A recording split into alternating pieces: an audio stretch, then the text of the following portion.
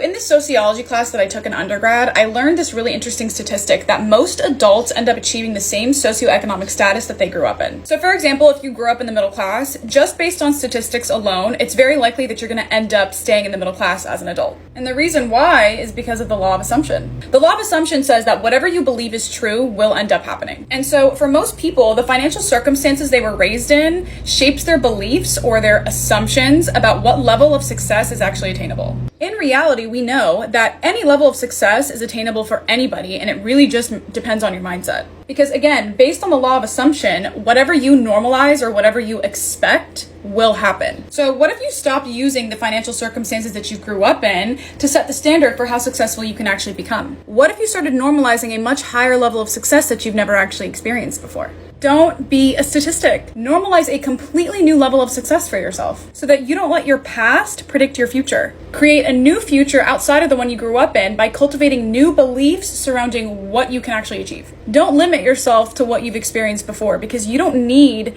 proof that something can happen for you before it actually happens. If you assume it, it will happen. So ask yourself, do you want to be a statistic, or do you want to defy it and break that chain?